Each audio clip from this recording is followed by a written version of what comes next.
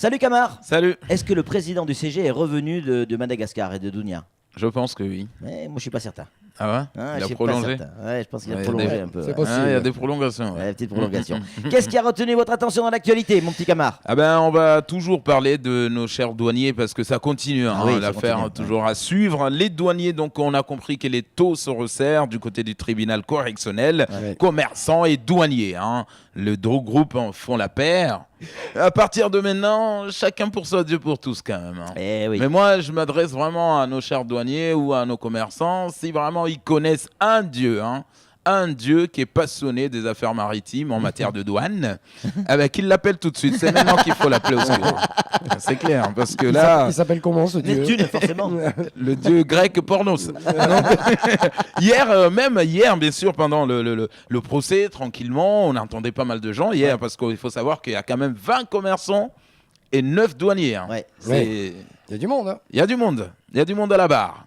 Ça, c'est clair. On aurait dit, bien sûr, un bateau en commun. Ouais. Donc, du coup, il y en a parmi eux, même quand on leur a demandé comme ça, bien sûr, de s'expliquer. Ouais. Les mecs, ils étaient en train de sourire comme des coupables. Vous savez, les sourires coupables. Et les très bien. Vous pouvez nous le refaire, le sourire coupable? Vous savez. Et il y en a. Et pendant la pause, les magistrats qui étaient là, mais on comprend rien. Ces mecs-là, pendant des heures, on leur demande de s'expliquer. Ils étaient là en train de faire des gestes, machin. Et c'est là que les magistrats ont compris qu'ils parlent pas la même langue que les douaniers. Ça, c'est clair. Ah, ben oui. Donc, il y en a qui étaient là à s'expliquer, mais les magistrats ne comprenaient rien. C'est comme si le mec il faisait passer un éléphant d'Afrique à la douane et qu'on leur dit avec, vous savez, dans chaque oreille de l'éléphant, un petit toast. Mais c'est quoi? Quelque chose à déclarer, monsieur? Rien. Et c'est quoi ça? Bah, maintenant, on n'a plus le droit de mettre ce qu'on veut dans son sandwich. La loi sucre adoptée, les sénateurs n'ont pas eu besoin de se casser du sucre sur le dos, bien sûr pas des œufs, mais ça c'est clair, avec du sucre d'orge dans la bouche. Donc ils ont accepté, ils ont accepté de voter finalement cette loi parce que ils ont compris que nous autres outre-mériens, nous sommes devenus obèses. Outre-mériens. Outre-mériens. Je comprends maintenant pourquoi ils ont accepté cette loi. C'est vrai que à chaque fois quand on a des politiques, des sénateurs ou des syndicalistes qui montent à Paris pour réclamer un petit droit, machin, à chaque fois on leur sort cette phrase. Vous êtes bien gonflés de venir jusqu'ici. Donc on comprend maintenant pourquoi ils nous disent cette phrase. Question au gouvernement. Ibrahim Aboubacar d'ailleurs qui demandait des comptes à Repentin, ministre des Affaires européennes. Oui, on veut savoir où on en est Mayotte aujourd'hui avec la rupeisation. Oui. Pareil, on lui a sorti cette phrase. Vous êtes bien gonflé, monsieur le sénateur, de venir jusqu'ici me demander, monsieur le député, de venir jusqu'ici me demander, bien sûr, des comptes sur la rupeisation. Je vous signale que déjà 200 millions, la note est très salée.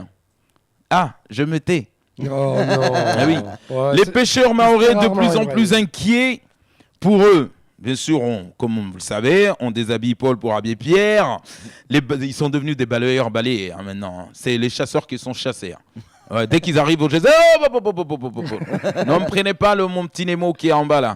Donc au geyser, aux Glorieuses, pareil, c'est la même chose. Donc ils sont de plus en plus inquiets. C'est vrai qu'on ne comprend plus rien. Aujourd'hui, ils sont là, ils se disent non, mais on ne comprend rien, on n'a pas les mêmes bateaux que les autres. Les tonniers arrivent juste à côté, là, ils prennent tout. Ils prennent tout.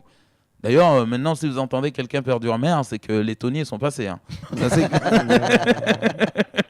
Ah oui, ils disent, ce matin, Charivou qui disait, on ne comprend pas, los otros pescadores de Guatemala, de je ne sais pas quoi, ils viennent ici, ils prennent tout.